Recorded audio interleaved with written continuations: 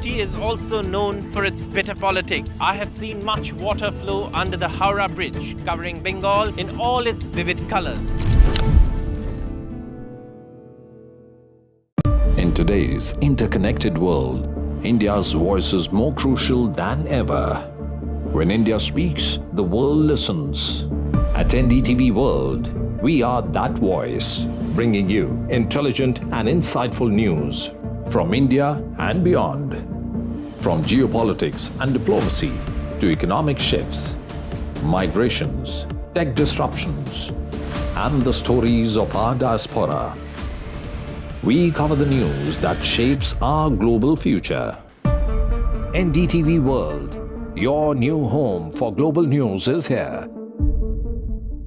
I've been reporting on all issues, big and small, from Andhra Pradesh, Telangana, rest of South India, bringing you all the action, all that you need to know, all that you want to know. The energy of Maximum City is infectious. I bring in that energy in our news coverage from financial capital, Mumbai. Covering from the southernmost part of India over the last 23 years, I bring in-depth and 360-degree coverage from the Dravidian heartland. The land of Mishti is also known for its bitter politics. I have seen much water flow under the Howrah Bridge, covering Bengal in all its vivid colors. In today's interconnected world, India's voice is more crucial than ever. When India speaks, the world listens. At NDTV World, we are that voice, bringing you intelligent and insightful news from India and beyond. From geopolitics and diplomacy to economic shifts, migrations, tech disruptions, and the stories of our diaspora. We cover the news that shapes our global future.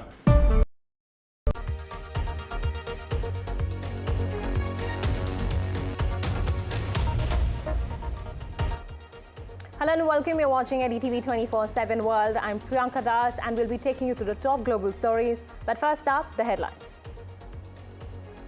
Canada's Liberal Party names Mark Carney as Trudeau's successor. Carney says will keep retaliatory tariffs on US.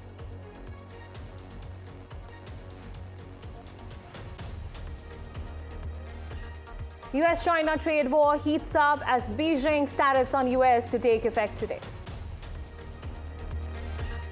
Israel cuts off electricity to Gaza.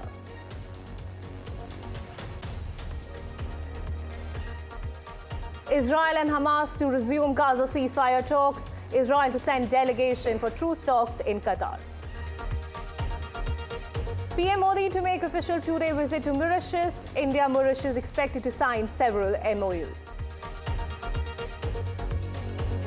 India win Champions Trophy 2025, third Champions Trophy title for India, as they beat New Zealand in the finals of Champions Trophy. Congratulations to India.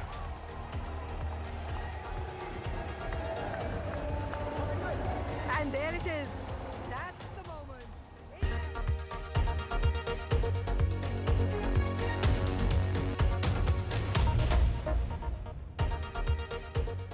Amid Trudeau's political downfall and trade war concerns, now Canada's Liberal Party has named Mark Carney as Trudeau's successor. Carney, 59, replaces Prime Minister Justin Trudeau, who announced his resignation in January but remains Prime Minister until his successor is sworn in the coming days. Carney won in a landslide, winning 85.9% of the vote. The former central bank governor has a host of challenges to tackle, primarily being the trade war and federal elections that loom. Meanwhile, Carney has said that Canada will keep the retaliatory tariffs in place until the Americans show us respect. We have made this the greatest country in the Le Canada world. est l'un des plus And now- grands pays du monde. L'un des plus grands. Et maintenant, And now our neighbors want to take us. nos voisins veulent nous annexer. No way. No way. Mais pas du tout. There's someone who's trying to do Il y the a une personne opposite. qui essaie de faire There's le someone who's contraire, trying to qui weaken essaie our d'affaiblir economy. notre économie. Yeah. Donald Trump. Donald Trump. Donald Trump. And Donald Trump we know, has comme nous le put, savons, as the Prime Minister just said, et le Premier ministre l'a unjustified souligné, a mis de tariffs l'avant on what des we tarifs build, on injustifiés what we sur tout ce que sell, nous on construisons, how we vendons make a et living. comment nous gagnons nos vies. He's attacking Il s'est attaqué Canadian aux families, travailleurs, workers aux and familles et aux businesses, entreprises and we canadiennes. cannot let him Et on ne peut succeed. pas le laisser faire. And we won't.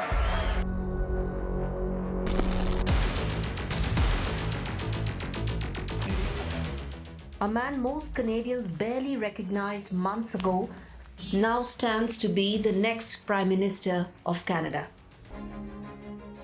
Mark Carney, a former central banker, is expected to take over the leadership of the Liberal Party, succeeding Justin Trudeau, who announced his resignation earlier this year. Carney will have just months to rebuild his party for a national election and protect Canada from Donald Trump's tariff threats and even annexation.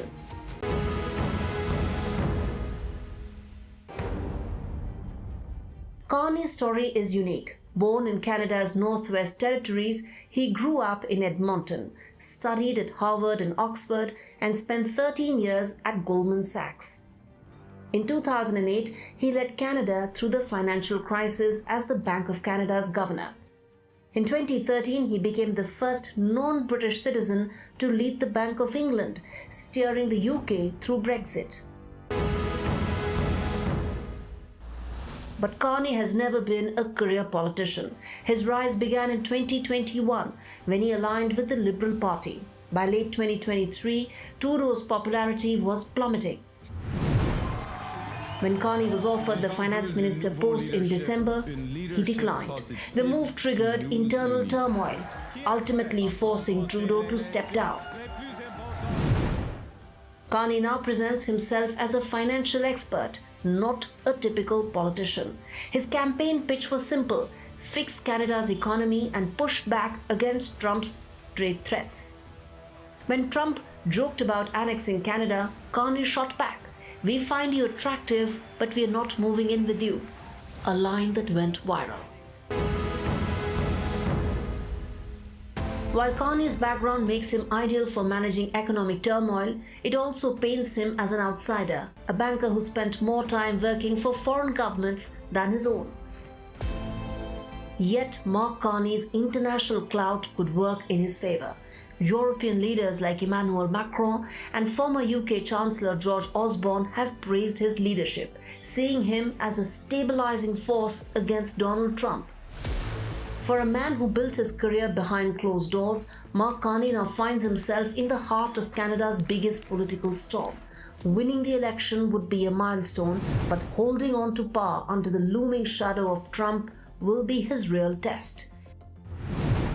With Rhythm Arcadia, Bureau Report, NDTV. Let's go across to Maha Siddiqui, who's joining us live from Vancouver. Maha, thank you so much for joining us. Now we understand that Carney has successfully navigated through several financial crises when he was the Bank of Canada's governor, as well as the governor of the Bank of England. How's that likely to sort of impact his policies going ahead? What do you think? This is one of the biggest reasons why we are seeing Mark Carney where he is at the moment, having won the race to the Liberal Party leader by 86% almost, which is even higher than what Trudeau managed to get in 2013, which was 80%.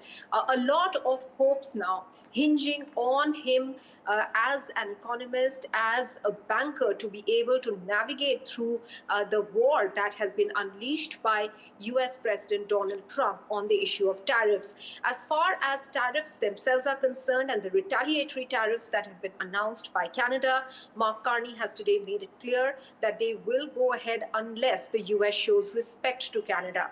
The first batch of the retaliatory tariffs by Canada are already in force for about $30 billion worth of goods coming in from the United States.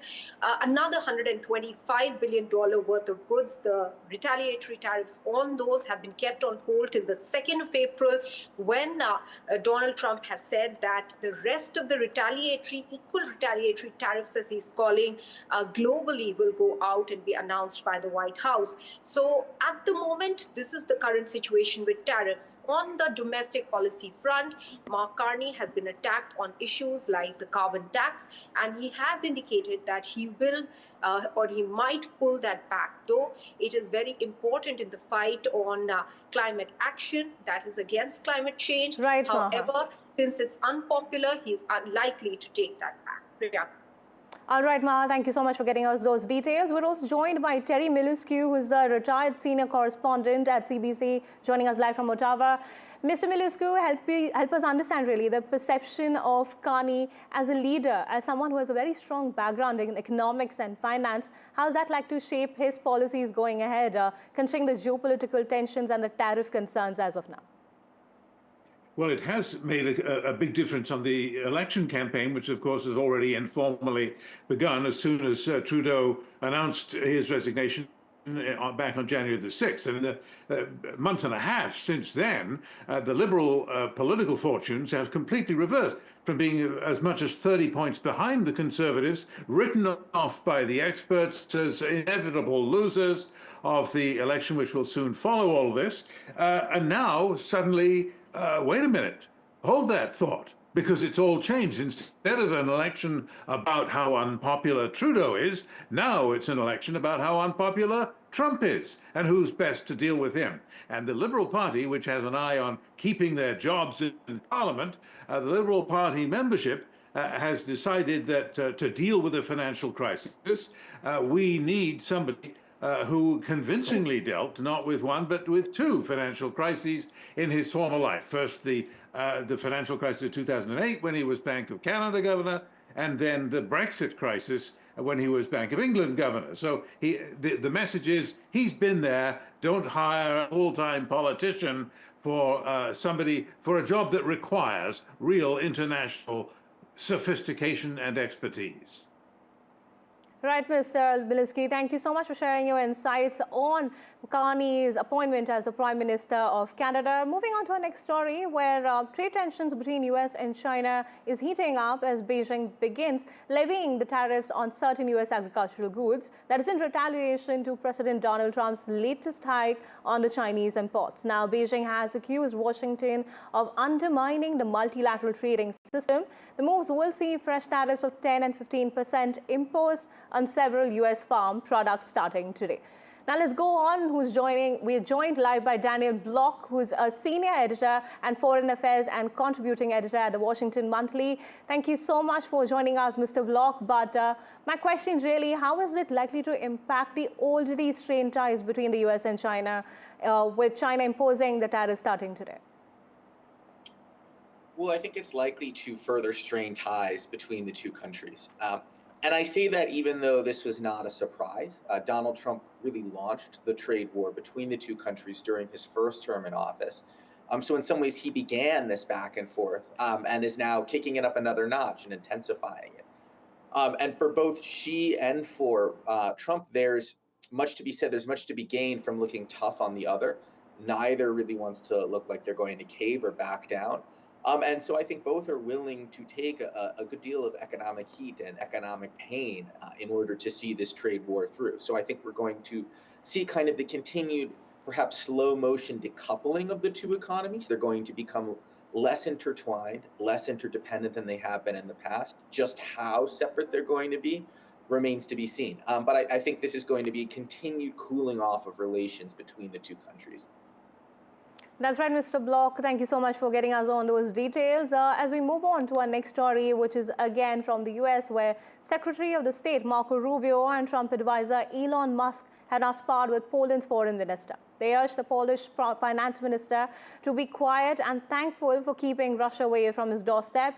In a message on X calling for a peaceful end to Russia's war in Ukraine, Musk said his Starlink system is the backbone of the Ukrainian army. Now, Poland's foreign minister has said that the country may turn to other suppliers if Elon Musk's Starlink satellite internet service were to be shut off for Ukraine.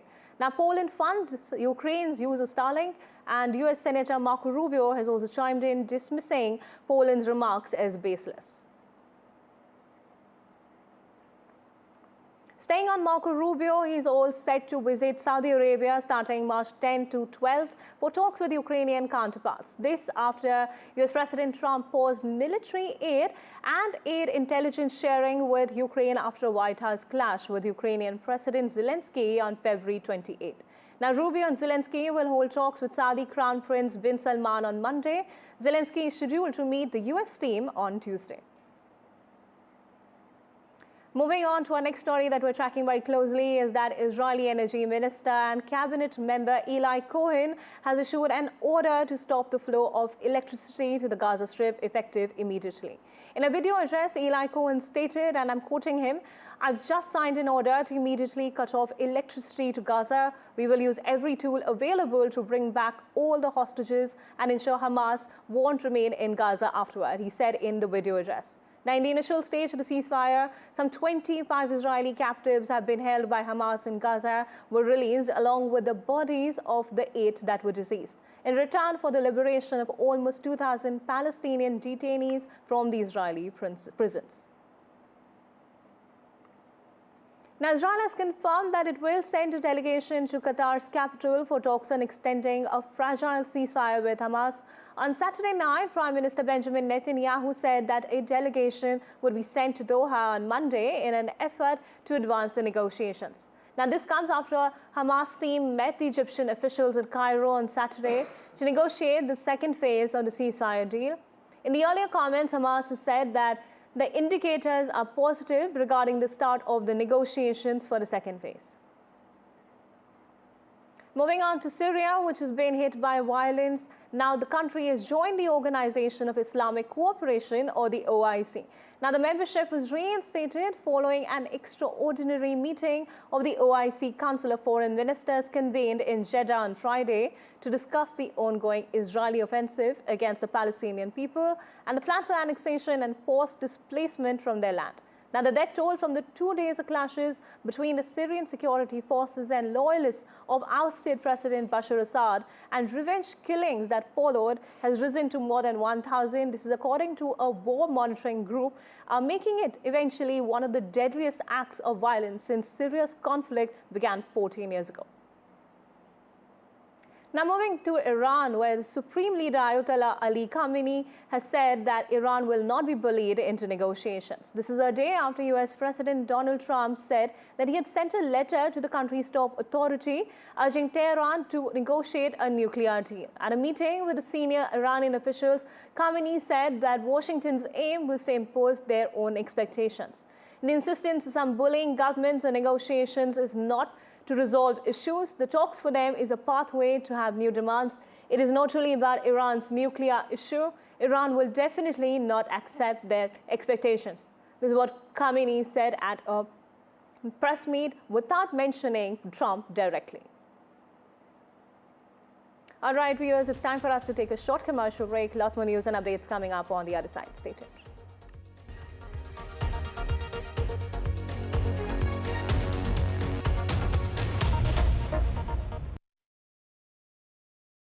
I've been reporting on all issues big and small from Andhra Pradesh, Telangana, rest of South India, bringing you all the action, all that you need to know, all that you want to know. The energy of Maximum City is infectious. I bring in that energy in our news coverage from financial capital Mumbai. Covering from the southernmost part of India over the last 23 years, I bring in-depth and 360-degree coverage from the Dravidian heartland. The land of Mishti is also known for its bitter politics. I have seen much water flow under the Howrah Bridge, covering Bengal in all its vivid colors. In today's interconnected world, India's voice is more crucial than ever. When India speaks, the world listens. At NDTV World, we are that voice, bringing you intelligent and insightful news from India and beyond.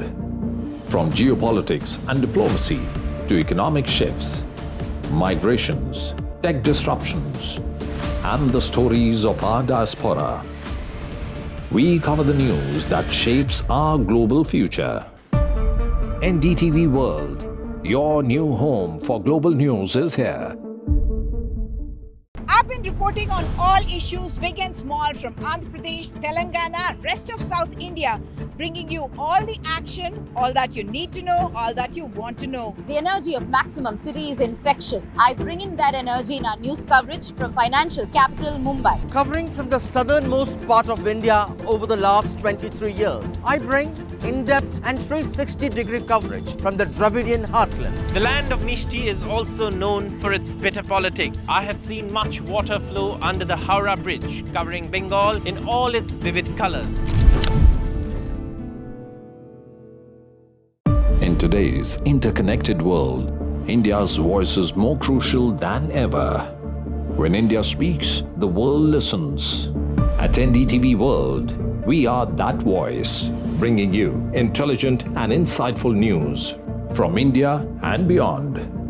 From geopolitics and diplomacy to economic shifts, migrations, tech disruptions, and the stories of our diaspora. We cover the news that shapes our global future. NDTV World, your new home for global news, is here.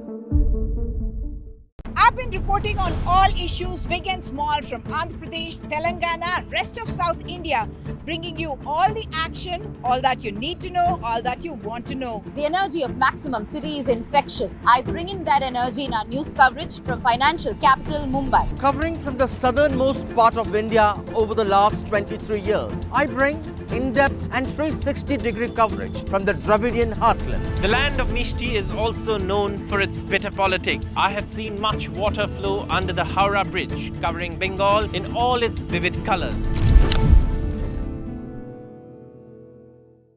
In today's interconnected world, India's voice is more crucial than ever. When India speaks, the world listens. At NDTV World, we are that voice, bringing you intelligent and insightful news from India and beyond. From geopolitics and diplomacy to economic shifts, migrations, tech disruptions, and the stories of our diaspora. We cover the news that shapes our global future. NDTV World, your new home for global news, is here. I've been reporting on all issues big and small from Andhra Pradesh, Telangana, rest of South India, bringing you all the action, all that you need to know, all that you want to know. The energy of Maximum City is infectious. I bring in that energy in our news coverage from financial capital Mumbai. Covering from the southernmost part of India over the last 23 years, I bring in-depth and 360-degree coverage from the Dravidian heartland. The land of Mishti is also known for its bitter politics. I have seen much water flow under the Howrah Bridge, covering Bengal in all its vivid colors. In today's interconnected world, India's voice is more crucial than ever. When India speaks, the world listens. At NDTV World, we are that voice, bringing you intelligent and insightful news from India and beyond. From geopolitics and diplomacy to economic shifts, migrations, tech disruptions, and the stories of our diaspora. We cover the news that shapes our global future. NDTV World, your new home for global news, is here. I've been reporting on all issues big and small from Andhra Pradesh, Telangana, rest of South India, bringing you all the action, all that you need to know, all that you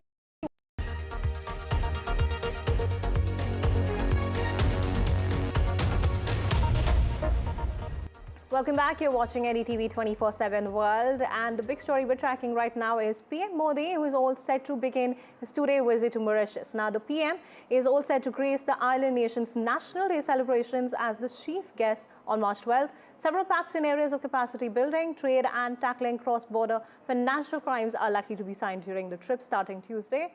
A special reason for the bilateral ties is also that Indian origin people comprise nearly 70% of the island nation's population of 12 lakhs. We're joined now live by Mohammed Ghazali. Ghazali, help us understand the significance of PM Modi's trip to Mauritius, considering the India link, really. See, as you rightly pointed out, there are multiple parts of this diplomacy or the relations between India and Mauritius. One, if you see more than 70% population is of Indian origin, so there is always that part of the soft diplomacy which Prime Minister professes, which Prime Minister promotes all the time whenever he visits a country to see that how he is welcomed by the Indian diaspora. And in multiple countries in the past, when Prime Minister has visited, he has highlighted that how the Indian diaspora has sort of contributed towards the development of that particular country, Mauritius being one of them. Now, when it comes to India-Mauritius relations, it is very significant as far as the geostrategic location of Mauritius is concerned. It's part of the Indian Ocean region. It also happens to be the gateway to Africa for India. Now, if you remember, back in 2015, when the Prime Minister visited here for the first time, he had envisioned and announced the Sagar policy of India, which is security and growth for all in the Indian Ocean region. And that is from where India and Mauritius has started deepening its ties when it comes to maritime security. Another important aspect of this relations is that we know that how in our neighborhood regime changes have happened. We have seen a new government in Sri Lanka. We have seen that happening in Bangladesh, and many of these countries are still under the influence of China. And Mauritius being on our side certainly helps us in maritime security. Right, another important aspect is that Indian diplomacy has always been... Right, Ghazali, thank you so much for getting us all these details live from Mauritius as PM Modi embarks on the two-day visit. Now moving on to the next, where a series of firefighters sought to contain the wind-driven brush fire on Long Island. Now officials have warned that high wind gusts could leave the region vulnerable to additional blazes. This is accordingly, a state emergency was also declared a day earlier after 4 separate fires broke out across the large swaths of Long Island's Pine Barrens region, prompting closures of highways and evacuations of a military base. As of Sunday, all visible flames had been knocked down, including the last remaining fire burning in the hamlet of West Hampton. Authorities say that the fire has not grown since early Sunday, and the cause of the fire is being investigated. Now, turning our focus to some sports stories, India defeated New Zealand by 4 wickets to claim the Champions Trophy title in Dubai on Sunday. The men in blue chased down New Zealand's 252-run target to clinch the title for a record 3rd time. Captain Rohit Sharma led from the front, scoring 76 and was bestowed with the Player of the Match award. India were also helped by a 48 from Shreyas Iyer and an unbeaten 34 from KL Rahul as they chased down New Zealand's 252-run target with 6 balls to spare. Rohit became the 2nd captain of India to win 2 ICC trophies after the victory. He previously led India to victory in the 2024 ICC T20 World Cup. A day that you had planned, which is to come here with family, get the kids involved, and let's show the jersey that you're wearing. What are you wearing and where did you get it from? I am wearing a jersey that I got from India. You got it from India? I didn't actually get it, but my mom got it. And are you happy and proud to wear it? Yes. And what does it mean to you to wear an India jersey?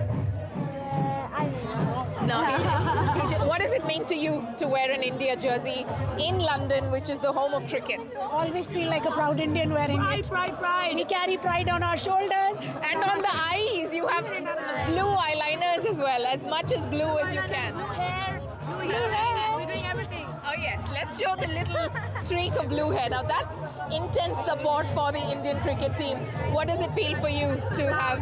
Super proud, super proud. It's redemption. Definitely feels like redemption. Yeah, excellent. Okay, let's get your thoughts. How exciting is it that India has not sort of let us down in so many ways, given it literally means everything. The cricket team. Because, yeah, we were remembering the last time we were watching a match, finals, in another pub, and we didn't go back there because we were like, no, that can jinx us. So we needed to come back here, and this means so much. It's been the best day. It's time for a short commercial break. Lots more news and updates coming up on the other side. Stay tuned.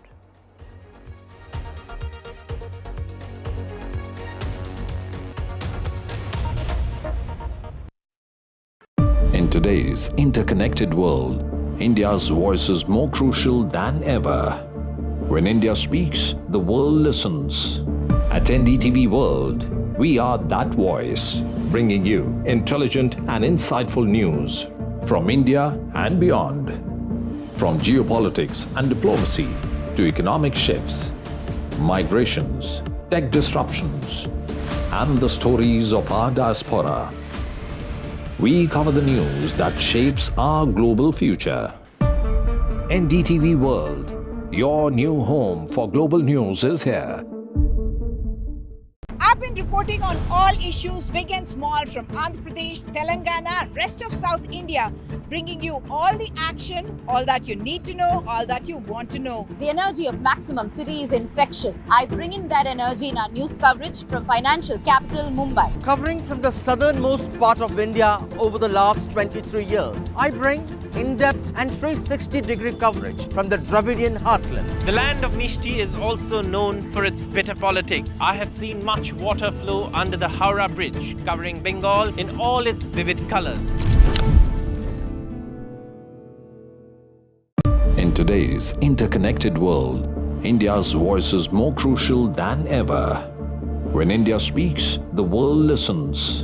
At NDTV World, we are that voice, bringing you intelligent and insightful news from India and beyond. From geopolitics and diplomacy to economic shifts, migrations, tech disruptions, and the stories of our diaspora. We cover the news that shapes our global future. NDTV World, your new home for global news, is here. I've been reporting on all issues big and small from Andhra Pradesh, Telangana, rest of South India, bringing you all the action, all that you need to know, all that you want to know. The energy of Maximum City is infectious. I bring in that energy in our news coverage from financial capital Mumbai. Covering from the southernmost part of India over the last 23 years, I bring in-depth and 360-degree coverage from the Dravidian heartland. The land of Mishti is also known for its bitter politics. I have seen much water flow under the Howrah Bridge, covering Bengal in all its vivid colors. In today's interconnected world, India's voice is more crucial than ever. When India speaks, the world listens. At NDTV World, we are that voice, bringing you intelligent and insightful news from India and beyond. From geopolitics and diplomacy to economic shifts, migrations, tech disruptions, and the stories of our diaspora. We cover the news that shapes our global future.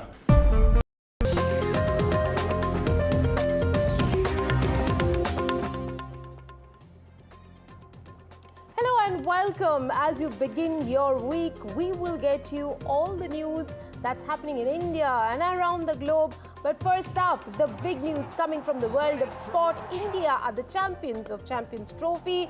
They beat New Zealand in a pulsating encounter in Dubai to clinch their seventh ICC title and the second successive one. But before we dip into the news from the world of sports, here are the headlines at this hour. India wins Champions Trophy after an ICC title comes to India after 12 years as they beat New Zealand by 4 wickets. This is their record third time that they have won the Champions Trophy. The Parliament session is set for a rocky start. The budget session will resume from today and the opposition to target the centre on Waqf bill and delimitation. Mark Carney wins the race to become the Canadian PM. He has won the race to replace Justin Trudeau. Carney slams Trump's tariffs in the first speech. He says, "We'll keep retaliatory tariffs on US." China's tit-for-tat tariffs on US goods to take effect very soon.